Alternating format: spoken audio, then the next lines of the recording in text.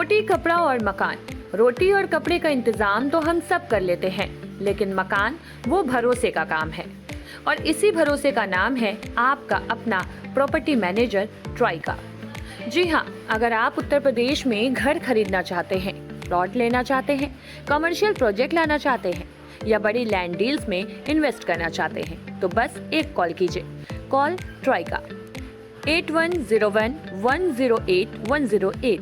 ट्राइका tri energy prop solution private limited पिछले 10 सालों से यूपी में भरोसे के साथ काम कर रही है। एक प्रोफेशनल प्रॉपर्टी मैनेजमेंट कंपनी जिसकी कमान संभाल रहे हैं 24 साल का रियल एस्टेट एक्सपीरियंस रखने वाले प्रशांत मिश्रा। ऑथोराइज्ड प्रॉपर्टी हो, रेजिडेंशियल हो, कमर्शियल हो, हाउसिंग डेवलपमेंट प्रोजेक्ट हो या बड़ी लैंड डील, ट्राइका देता है आपको सही सलाह, सही प्रॉपर्टी और सुरक्षित निवेश। अगर आपको चाहिए एक प्रॉपर्टी डॉक्टर जो आपकी प्रोफाइल समझे और आपके लिए सही प्रॉपर्टी चुने, तो भरोसा रखिए ट्राइका पर। लखनऊ के विभूति खंड में स्थित ऑफिस से पूरे लखनऊ और पूरे उत्तर प्रदेश में आपका अपना प्रॉपर्टी मैनेजर, तो देर किस बात की, ट्राइका को कॉल करें 8101108108। Trika, your property your dream safe है। पुलिस ने कोडिन कफ सिरप के अवैध कारोबार का बड़ा भंडाफोड़ किया है। इस मामले में 3 आरोपियों को गिरफ्तार किया गया है। पुलिस के अनुसार मुख्य आरोपी शुभम जायसवाल के नेतृत्व में ये लोग फर्जी बिल और जीएसटी इनवॉइस बनाकर सिरप की खरीद फरोख्त कर रहे थे। इनके खिलाफ पहले ही गैर जमानती वारंट और लुकआउट नोटिस जारी हो चुके थे। सूचना मिलने के बाद पुलिस की टीम ने 27 जनवरी 2026 को नेपाल बॉर्डर रोड सिद्धार्थनगर से तीनों आरोपियों को दबोच लिया। गिरफ्तार हुए आरोपियों के नाम है आकाश पाठक उर्फ लल्ली, विकास सिंह नरवे और अंकित कुमार श्रीवास्तव। पुलिस का कहना है कि अब भी इस अवैध नेटवर्क से जुड़े अन्य लोगों की तलाश जारी है और अगली गिरफ्तारी संभव है। डीसीपी क्राइम सरवनन टी ने बताया कि यह कार्रवाई पुलिस आयुक्त और एसआईटी की संयुक्त टीम के निर्देशन में की गई। क्या पूरा मामला?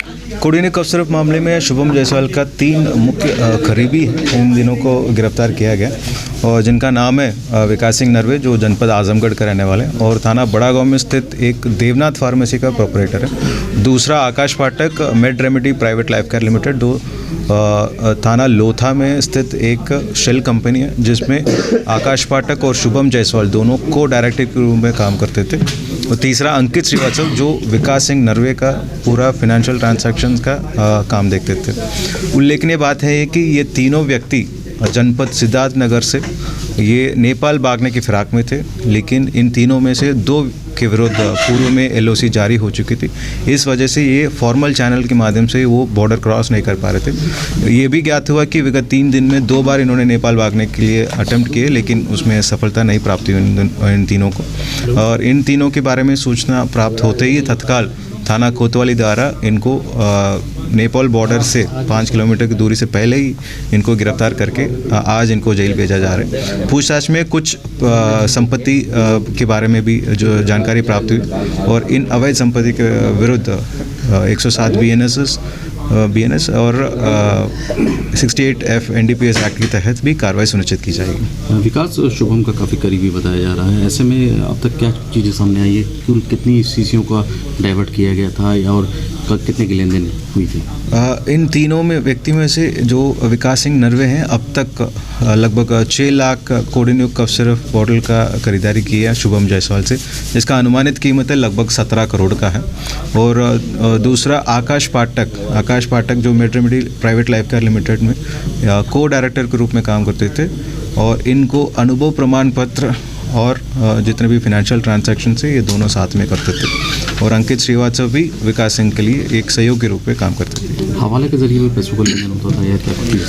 पूछताछ में ये ज्ञात हुआ कि ये जो रांची से वाराणसी जो कोडिन कफ सिरप को यहाँ बेचना बताया जा रहा है, वो पूछताछ में ये ज्ञात हुआ कि वो माल यहाँ तक पहुँचता ही नहीं और सीधा रांची से वेस्ट बंगाल और त्रिपुरा के माध्यम रास्ते से बांग्लादेश की तरफ भेजा जाता था।